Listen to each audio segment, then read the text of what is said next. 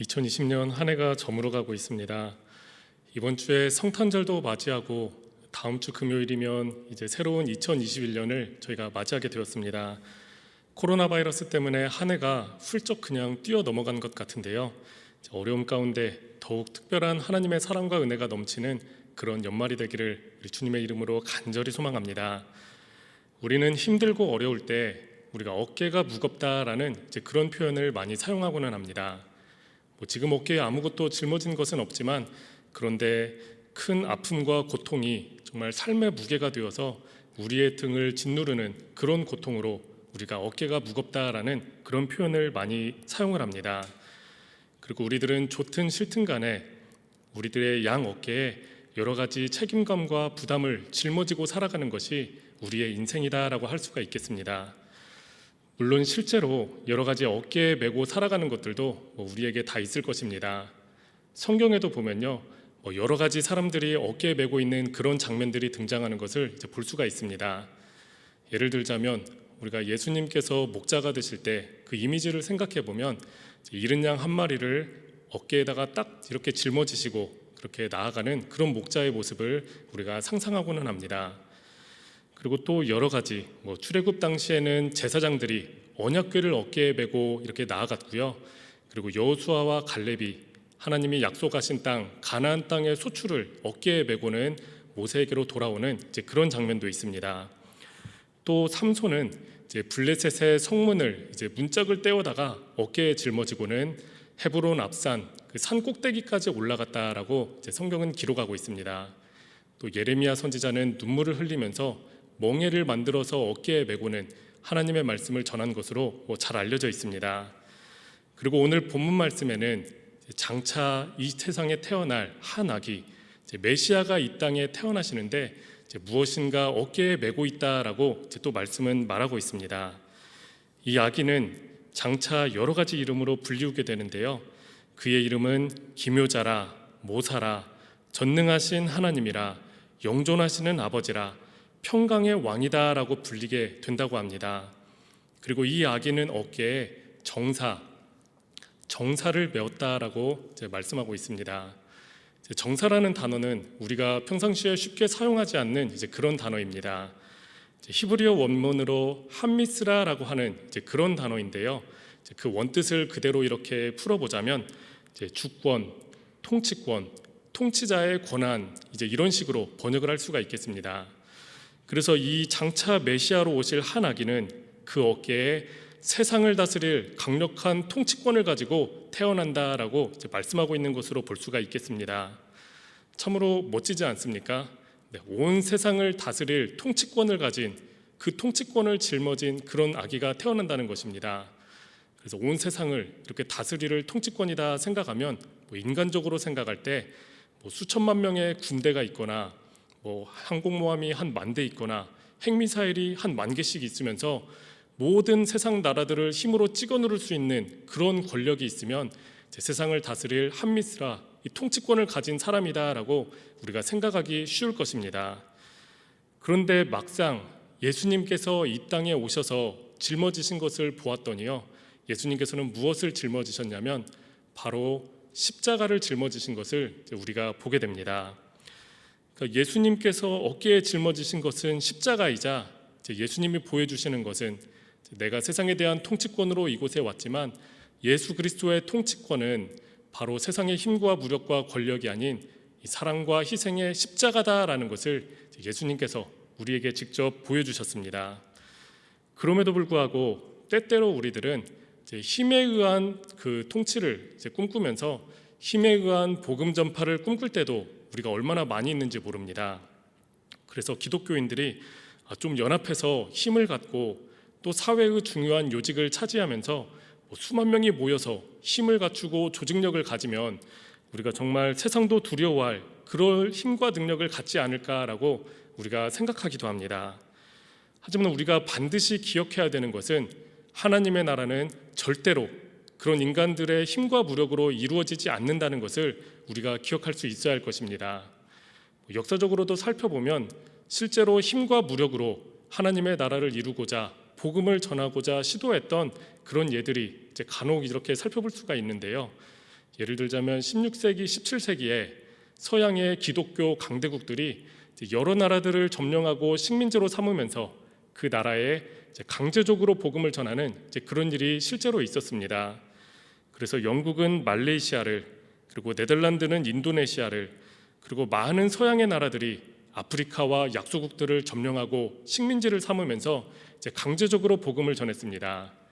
식민지에 교회를 세우고 그리고 그들에게 강제적으로 예수님을 믿게 하고 세례를 주면서 그 식민지 나라가 통체적으로 완전히 통으로 예수님을 믿는 그런 나라가 되도록 이 서양의 나라들이 힘을 쓴 바가 있습니다. 그런데 그러한 시도는 이 식민지가 끝나는 순간 모조리 다 실패로 돌아가며 끝나버렸고, 그때 점령하면서 강제적으로 예수님 믿게 했던 나라들이요, 지금 하나도 빠짐없이 다 이슬람 국가로 변해버린 그런 상황을 우리가 바라보게 됩니다. 우리도 비슷한 경험이 있지 않습니까? 우리도 100년 전에 일본이 조선 땅을 강제로 합병하고 식민지로 삼으면서 그 일본의 종교를 강제적으로 우리 조선인들에게 심으려고 했던 그런 시도들이 있었습니다. 그래서 일본 신교를 우리에게 강제적으로 주입하면서 일본의 왕을 천황이라 부르며 그 왕을 신으로 섬기는 것이 우리의 종교다라고 말을 하게 됩니다. 그래서 신사를 세우고 강제적으로 그 신사를 참배하게 하고, 그리고 또 그들에게 아침마다 일어나서 절을 시키면서 동방요배를 시키고, 그리고 그 왕들을 찬양하라 하면서 그 찬송가인 기미가요를 계속해서 날마다 부르게 하는 그런 일을 우리도 100년쯤 전에 가진 바가 있었습니다. 그런데 그 결과가 어떻게 됐습니까? 불과 50년도 되지 못해서 그 일본이 패망하고 우리가 식민지가 끝나는 순간 일본 신교는 이 땅에서 찾아볼 수가 없게 되었습니다. 한때는 한반도를 뒤덮으면서 늘 기미가요가 끊이지 않았던 그런 지역이었지만 불과 50년이 되지 못해서 지금 일본 신사 찾으면서 참배하는 그 일본 신교 성도들은 우리가 찾아볼 수 없는 그런 시대를 우리가 살아가게 되었습니다. 마치 이것과 유사하게요, 그렇게 서양의 강대국들이 강제로 기독교를 세우려고 했던 그 시도들은 그 식민지가 끝나면서 모조리 다 끝나버리고 무너지게 된 것입니다. 성경에서도 아주 짧게 이런 힘을 통한 하나님의 나라를 이루려고 했던 그런 시도가 등장하는 부분이 있습니다. 출애굽 시대의 모세의 이야기입니다. 모세는 힘을 보여주면, 내가 강력한 힘이 있다는 것을 이 히브리인들에게 보여주면 이들이 나를 따를 것이다 라고 생각을 했습니다. 그래서 애굽의 관리조차도 죽이는 그런 막강한 힘을 이 이스라엘 사람들에게 보여줬지만 그 시도는 실패로 돌아가게 됩니다. 사도행전 7장 25절에 스데반 집사님의 설교에 그런 내용이 나옵니다. 모세는 그의 형제들이 하나님께서 자기의 손을 통하여 구원해 주시는 것을 깨달으리라고 생각하였으나 그들이 깨닫지 못하였더라. 모세가 보여준 힘으로 찍어 누르는 그런 방식은 히브리인들 마음 가운데 아무런 영향력도 또 깨달음도 주지 못했다고 성경은 말하고 있습니다. 오히려 연약해진 모세가 하나님의 지팡이를 붙잡고 간신히 일어서게 되었을 때 하나님께서 그런 연약한 모세를 사용하시면서 출애굽의 역사를 일으켜 주시는 것을 우리가 바라보게 됩니다. 이처럼 교회의 방법과 성도의 방법은 세상의 통치 방법과 너무나도 다른 것을 우리가 볼 수가 있습니다. 우리의 유일한 본보기는 오직 예수 그리스도이십니다. 그래서 예수님의 행하신 방법, 예수님처럼 살아가는 성도의 삶, 이런 것들을 통해서 복음과 하나님의 나라는 전해지는 것이지 그렇게 힘으로 찍어 누르는 방법으로는 전해지지 않는다는 것입니다. 우리 한반도에는 많은 선교사님들께서 힘으로 찍어 누르는 방법이 아닌 예수님의 방법을 통해서 복음을 전하셨습니다. 그래서 정말 눈물 흘리고 피 흘리시면서 정말 괴로움과 질병 가운데에서 많은 선교사님들이 죽어가면서도 사랑으로 끝까지 복음 전할 때 비로소 한반도에 복음의 씨가 뿌려지게 되었습니다. 바로 이것이 우리 예수님의 방법을 통한 복음 전파의 그런 모습이었습니다. 예수님께서는 우리의 모든 짐을 다 짊어지셨습니다. 손가락 까딱 안 하면서 남에게 짐을 지우려는 그런 바리새인들은 책망하시면서 예수님께서는 모든 우리의 짐을 대신 짊어지시는 그런 본보기를 우리에게 보여주셨습니다. 그리고는 예수님께서 우리에게 말씀하십니다. 마태복음 11장 28절과 29절 말씀입니다. 수고하고 무거운 짐진 자들아 다 내게로 오라. 내가 너희를 쉬게 하리라.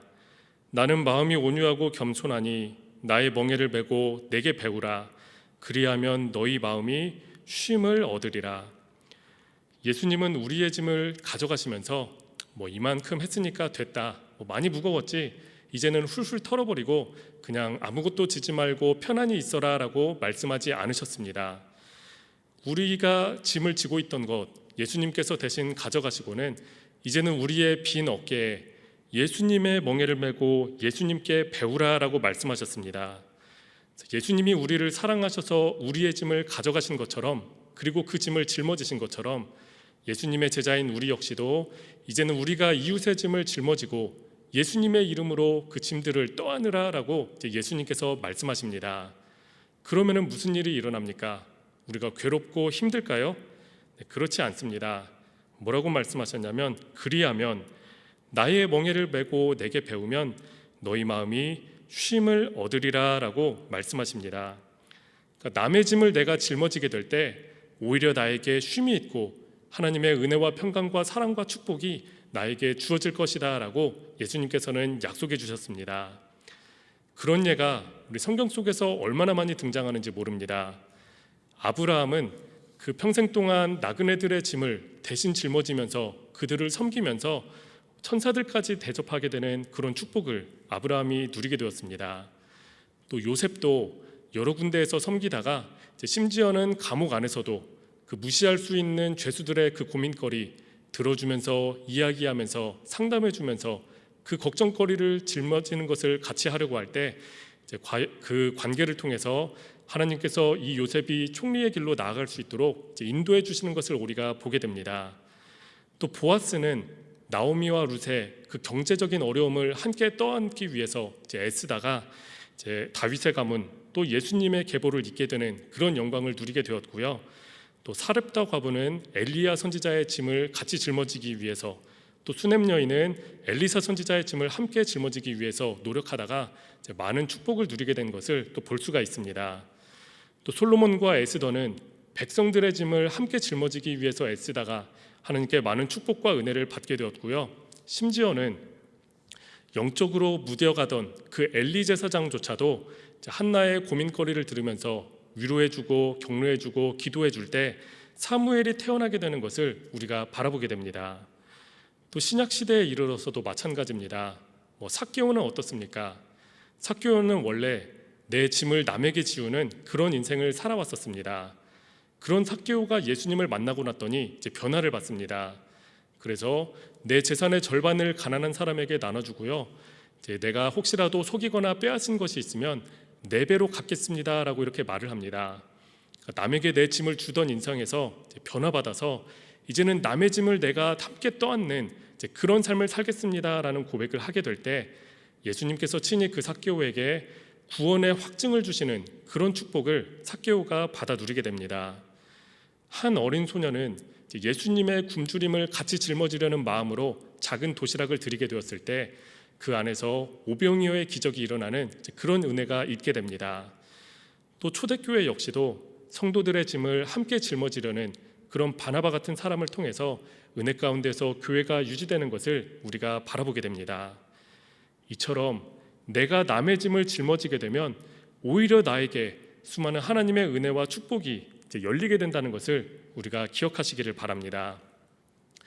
제가 2015년에 영락교회를 전도사로 이렇게 와서 처음으로 섬기게 되면서 1월 첫째 주에 교구의 한 권사님을 만난 적이 있습니다. 이 권사님이 50대 중반으로 머리는 이미 희끗희끗해지신 그런 권사님이셨는데요. 찾아와서 그 살아왔던 인생의 이야기를 저에게 쭉 들려주셨습니다. 어찌나 이 권사님과 남편 집사님 두 부부가 가난하고 어려운 상황에서도 열심히 하나님 붙들고 살았던지 그 젊은 전도사가 들으면서 마음에 도전을 받고 비전이 생기고 정말 마음이 뜨거워지는 그런 경험을 제가 한 적이 있습니다. 그런데 이제 그 권사님과 이야기를 하면서 그러면 이제 자녀는 어떻게 되십니까? 여쭈었는데 권사님께서 이렇게 말씀하셨습니다. 저희가 아이를 달라고 하나님께 몇 년 동안 오랫동안 기도했는데 아이를 주시지 않으셔서 우리는 포기했습니다. 이렇게 대답을 하셨습니다. 그런데 그 포기라는 단어가 저의 마음 가운데 얼마나 이렇게 아프게 다가왔는지 모릅니다. 그래서 제가 그 권사님에게 권사님 포기하지 마세요. 하나님 능력이 있으신데 하나님 아이 주실 수 있으십니다. 자녀 주실 수 있으십니다. 말하면서 제가 앞으로는 매일매일 우리 권사님 자녀 생기도록 저도 함께 기도하겠습니다. 우리 힘내서 함께 기도해요 라고는 말하고 같이 이제 기도를 시작하게 되었습니다. 또 이제 2015년에 교구를 섬기면서 동시에 제가 이제 청년부도 섬기게 되었는데요. 청년부에서 이제 청년 이반 꿈꾸는 땅이라는 한 80명 정도 되는 반을 제가 섬기게 되었습니다. 그 반 안에는 이제 소그룹으로 여러 가지 팀이 있는데요. 그 중에서 이제 한 팀, 이제 브리스길라와 아굴라 팀이라는 그 부하 팀이 있었던 것이 생각이 납니다. 보통은 청년들이 결혼을 하면은 다 이제 이렇게 다른 부서로 이제 영화부나 아니면은 사요지회, 사남지회로 이렇게 올라가는데요. 그런데 이 부하 팀은 이제 결혼한 청년들이 그냥 이제 계속 청년부에 남아 있으면서 이렇게 따로 별도의 팀을 이제 만든 그런 팀이었습니다. 그런데 그 부하팀에서 이제 그 연초에 한 자매님이 이제 찾아오셔서 이제 이야기를 나누고는 이제 같이 기도를 하게 됐습니다. 그런데 제가 이 자매님께 정말 너무나도 큰 실수를 저지르게 됐습니다. 이 자매님이 뭐 거의 40쯤 되었기 때문에 당연히 아이가 있을 것으로 생각하고는 아이가 있을 건데 뭐 아이가 이렇게 건강하게 해주세요, 튼튼하고 똑똑하게 해주세요, 이런 축복의 기도를 이렇게 같이 했는데요. 나중에 알고 보니까 이 자매님이 7년 동안 유산을 2번 하고는 아이가 없는 겁니다. 그래서 또 알고 보니까 그 부하팀이라는 그 팀은 이제 자녀가 없어서 영화부에도 올라가지 못하고 사회주에도 올라가지 못한 그런 청년들이 많이 있는 그런 팀이라는 것을 나중에 알게 됐습니다.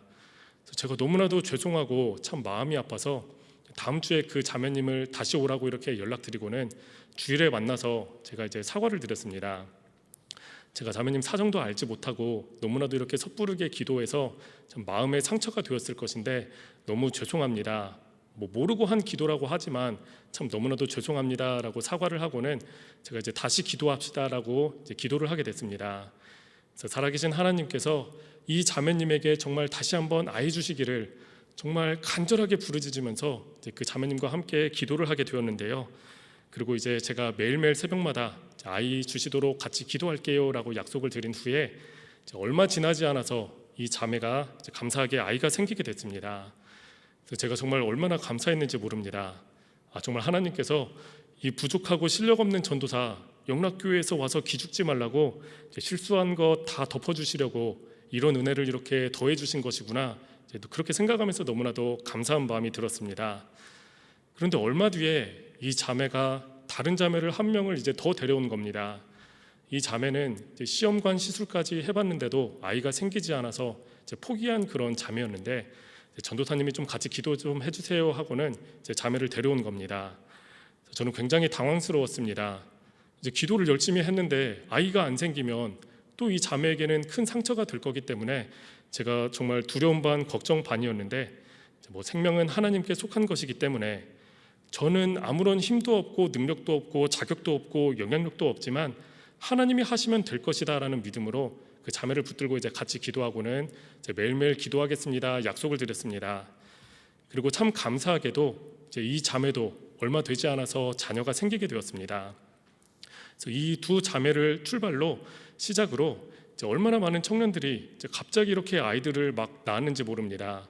그래서 2015년에 임원으로 섬기던 청년도 오랫동안 몇 년 동안 아이가 없었는데 임원으로 섬기면서 아이가 생기고 이제 임원을 사실 잘 너무 힘들어서 안 하려고 하는데요. 2016년 임원을 세울 때에도 그 2015년 임원 섬긴 청년 아이 낳은 거 보시죠. 올해 열심히 이렇게 애써주시면 하나님이 아이 주실 줄 또 이렇게 모르지 않습니까? 저도 매일 기도하겠습니다 약속하고는 이제 강제로 임원을 시켰는데 감사하게도 2016년에 또 그 임원이 아이를 낳게 되었습니다. 그리고 이제 한 청년은 이제 남편을 전도하고 영락교회에 등록시키고 남편이 세례를 받게 되니까 딱 그 주에 아이가 생기게 되는 이제 그런 일도 있었고요. 참 여러 가지로 하나님께서 이제 기도하는 그 여러 지체들에게 이제 아이를 허락해 주셨습니다. 이제 심지어는 이제 한 자매가 이제 남자친구도 없는 이제 솔로인 자매가 있었는데 저희가 같이 성경 공부를 하면서 이삭에 대한 본문을 다루면서 내년 이맘때쯤 아이가 있으리라 한 천사의 말대로 이 솔로인 자매에게 내년 이맘때쯤 아이가 있기를 정말 농담 반 진담 반으로 간절히 원합니다. 축복을 해드렸는데 갑자기 이 자매가 키도 커가지고 막 껄껄껄 웃었는데요. 자매가 갑자기 남자친구가 생기고 결혼을 하고 갑자기 아이가 생기는 게 딱 1년 사이에 그 세 가지의 일이 모두 이루어지면서 또 이제 아이를 낳게 됐습니다. 또 어떤 자매는 이제 아버지 임종 예배를 드리러 갔다가 이제 그 아버지 열심히 간호하다가 이제 유산이 된 그런 아픈 소식을 들려주기에 이제 잠깐 이리 오라고 하시고는 이제 병원 구석 계단에서 같이 이제 아이 주시라고 기도를 했는데 그 주위에 아이가 생긴 이제 그런 자매가 있기도 했습니다. 그런 식으로 한 명, 두 명 계속해서 청년들이 아이가 생기더니 이제 2년 동안 12명이 아이가 생기게 되었습니다. 그러고는 청년부가 이제 그 아이가 생긴 부서 지체들이 영압으로 이제 많이 올라가면서요. 2016년에는 그 부하팀을 해체하면서 제가 이제 청년부를 떠나게 됐습니다. 그리고 2017년에 사랑부를 섬기게 되었는데 여기에도 이제 아이를 낳지 못하는 그런 선생님이 한 분 계셨습니다. 그래가지고 이제 아이가 유산한 그런 경험도 있고 이제 그 아픔을 알기 때문에 이제 같이 매일 기도드리겠습니다 약속드렸는데 하나님께서 이 선생님 마음 가운데 이제 결단할 마음을 주시고는 이제 그 입양을 하겠습니다라는 이제 그런 결정을 내리게 되셨습니다. 그래서 제가 이제 보리논도 연결시켜드리고 다른 기관 이렇게 알아보고 하시면서 아이 없는 그 어머니 없는 아이의 그 어머니가 되어주시는 이제 그런 결정을 하시고 아이를 갖게 되셨습니다. 그래서 이런 하나님이 쏟아 부어주시는 그런 은혜를 바라보면서 정말 기도가 말이 땅에 떨어지지 않는다라는 그런 놀라운 은총이 이렇게 영락교회에 있는 것을 제가 너무나도 이렇게 감사한 마음으로 바라보았는데요. 그럼에도 불구하고 저의 마음 가운데는 늘 커다란 짐덩어리 하나가 늘 제 마음 가운데 있었습니다. 2015년의 첫 주에 저를 찾아오신 그 머리 희끗희끗한 50대 중반의 권사님이셨습니다. 제가 영락교회에 와서 제일 처음으로 드린 기도 제목이었고 제가 날마다 새벽 제단에서 부르짖으면서 매일 기도하던 그런 기도 제목이었지만 그 첫 번째 기도 제목은 이루어지지 않고 있었습니다. 그렇게 100일이 지나고 200일이 지나고 300일이 지나고 1년, 2년, 3년이 지나면서도 아이는 생기지 않았습니다. 그리고 2017년 4월에는 제가 이 강대상에서 여기에서 이제 목사 안수를 받으면서요.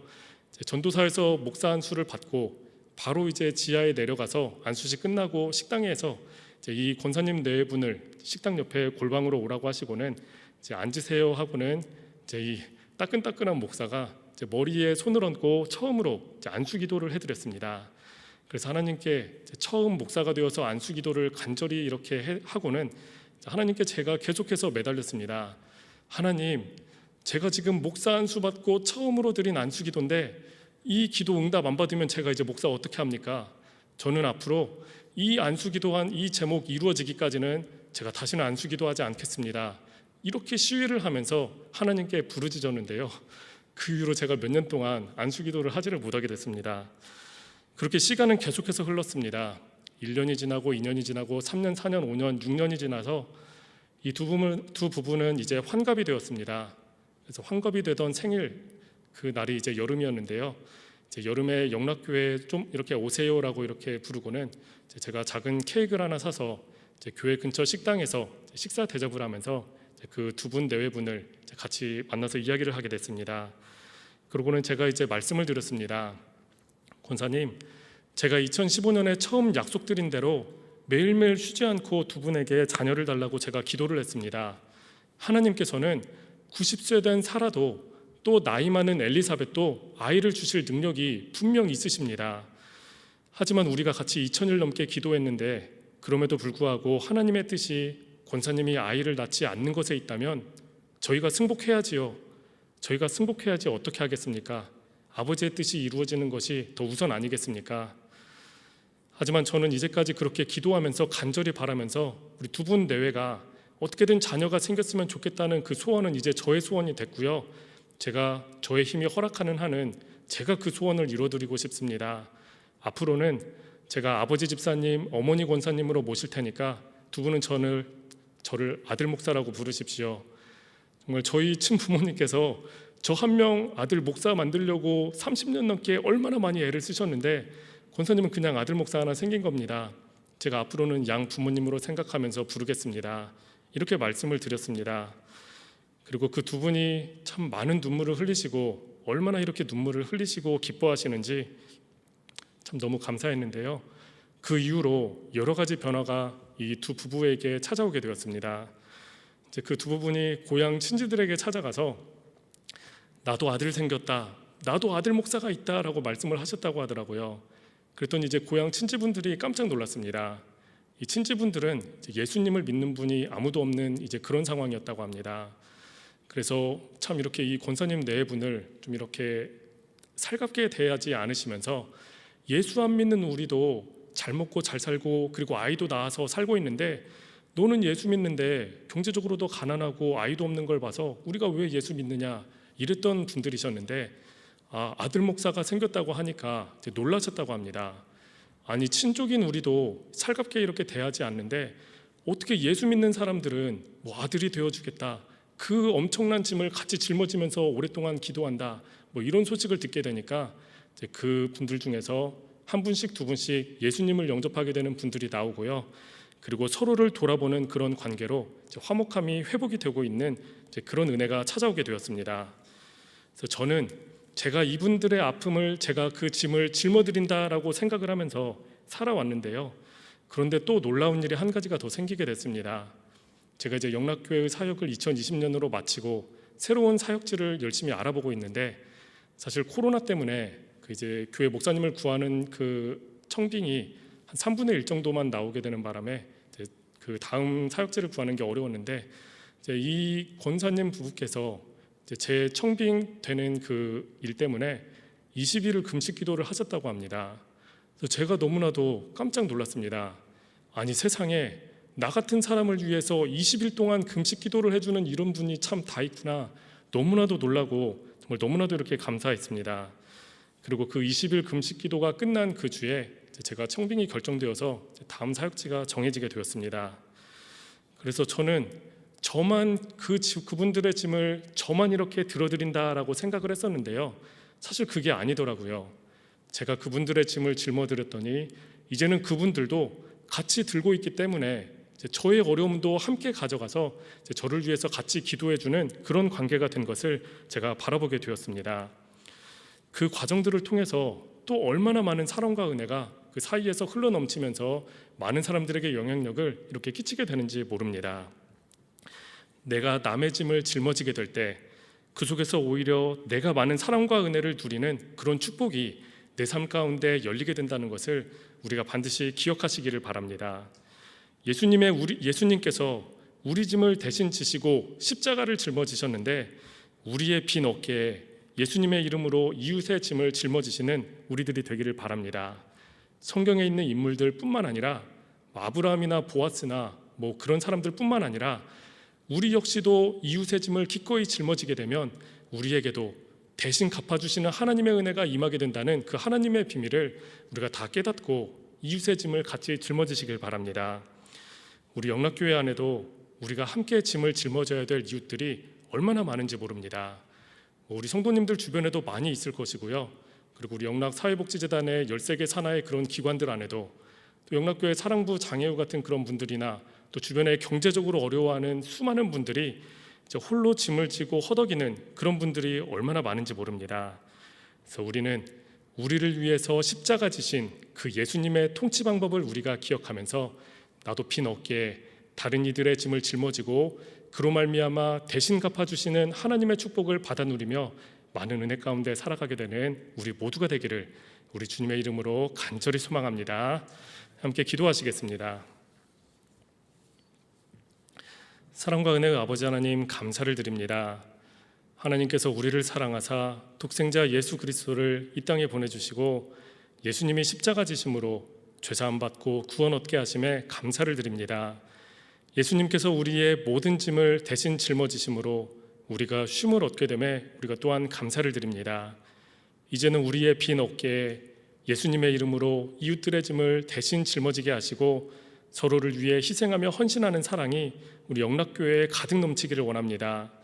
많은 나그네의 짐을 짊어진 아브라함처럼, 나오미와 룻의 경제적인 어려움을 짊어진 보아스처럼, 중풍병자 친구를 위해 병상을 짊어진 내 친구처럼 우리도 이웃들의 짐을 기꺼이 짊어질 수 있게 하여 주시고, 그로 말미암아 부어주시는 하나님의 놀라운 은혜와 축복들을 받아 누리는 우리 모두가 되게 하여 주시옵소서. 슬픔을 당한 이웃들의 눈물을 닦아주며 나의 눈물도 함께 닦이게 하여 주시고, 힘써 이웃의 짐을 짊어질 때 대신 갚아주시는 하나님의 사랑을 온전히 누리게 하여 주시옵소서. 감사드리오며 사랑이 많으신 예수님 이름으로 기도합니다. 아멘.